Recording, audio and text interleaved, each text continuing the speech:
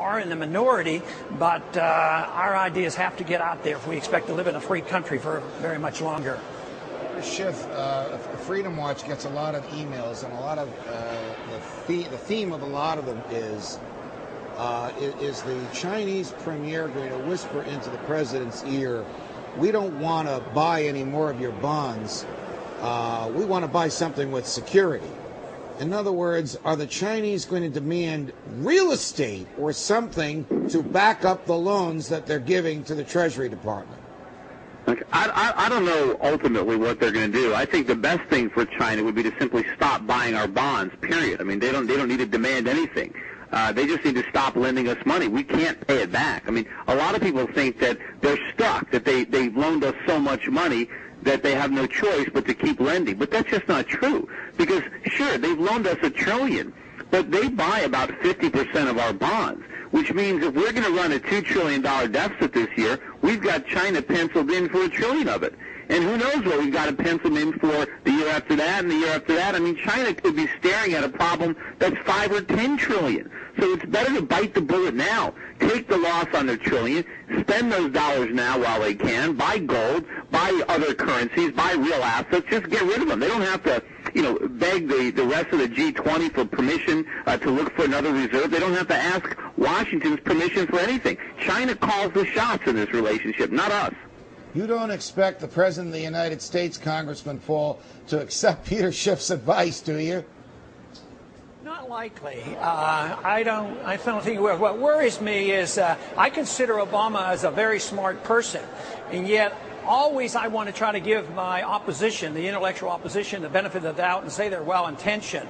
But if he's very, very intelligent, and he's in the seat of power, but he doesn't seem to be receptive to our ideas, and he doesn't have Peter Schiff in his administration, what are they up to? I think they honestly believe that world government is the way to go, and they do not understand nor care for the protection of personal liberty. I'm against all forms of bailouts. I'm against the U.S. government bailing out private companies, and I'm against foreign governments bailing out our government, especially when we take the bailout money we get from China and we use it to bail out companies that should fail. We use it to expand the size of government. We use it to stimulate consumption. We're doing all the wrong things with the money that China is lending us. Everybody would be better off if the Chinese just walked away from this relationship. And in the short run, it would hurt the U.S. because we'd have to come to grips with our problems. But it's better to face our problems and sweep them under the rug. And Congressman Paul, isn't it even worse than Peter Schiff has painted it? Doesn't our obligation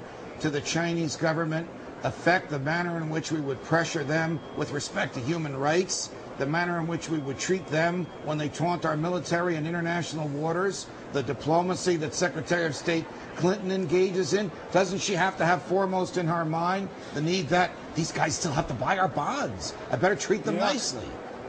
No, I think they're in the driver's seat, and I do think they're in a bit of a bind. They do think that if they immediately quit buying any more bonds, it will hurt the dollar, and I think they stand to lose. But what happens when somebody else precipitates the crisis and they want to get out in a hurry? I think the end stages of a dollar or a currency crisis goes very, very rapidly. Just as our financial system collapsed rapidly, a dollar or any currency can collapse rather quickly, and it's built around this foreign indebtedness. It is the current account deficit that continues to build our foreign debt, and it cannot last. And that's one thing generally that liberal and conservative economists have agreed on over the years.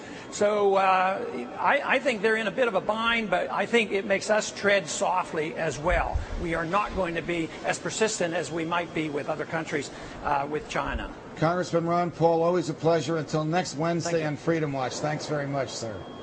Thank you. What happens if the Chinese stop buying our bonds? It's just what Peter said.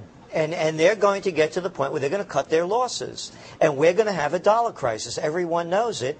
And that's why, along with what Peter's saying, we're saying gold, go gold. Anybody hanging on to paper money, it's beyond me. Yes, everybody wants to get out of the dollar after the Chinese do it. You got to get rid of your dollars before the Chinese try to get out. And if you want to buy gold, don't wait until China is backing the RMB with gold. You want to buy it before. John Stossel pulled out a couple of dollar bills. I know you can't see them. I'm almost afraid to ask what they're worth.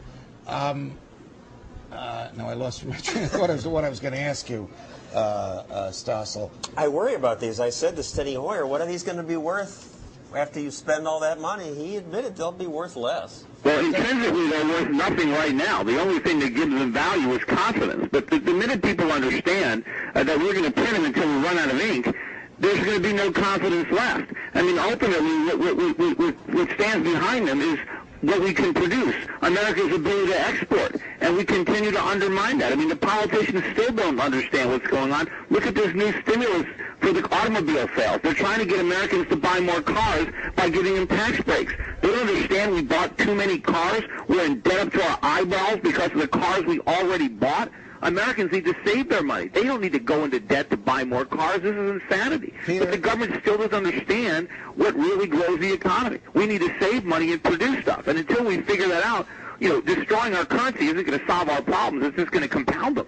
Peter Schiff, thanks for joining us. We'll see you next week on Freedom Watch. Doesn't the government have an interest in inflation so it can pay these debts back at cheaper dollars?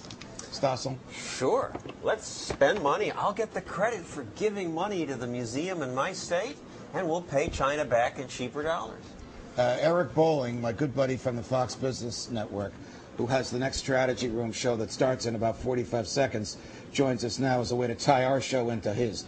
Underneath those fingers of John Stossel is American currency.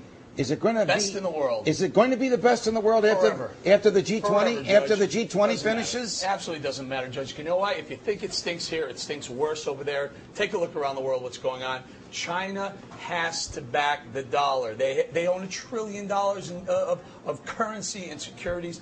They have no choice. They need the dollar to stay strong. Don't they want the yen or something else to be the international standard instead of the dollar? Boy, they better hope not. No, this is the most stable government, it's the most stable economy. Believe it or not, it is, and that's exactly where you want your international currency to reside, in the U.S. dollar. Bowling, this camera, this table, and this room are yours, handsome one. Judge, you are the man. I'm proud to follow you, sir. Thank you. Stossel. John Stossel. John Stossel, always a pleasure. Jerry Celente, thanks for joining us. We hope you'll come back. Mr. Doom and Gloom. Come on. Until next Wednesday at 2 o'clock Eastern, 11 o'clock on the West Coast. Stay free. Thank you, guys. All right. Hey, thank you. Good night.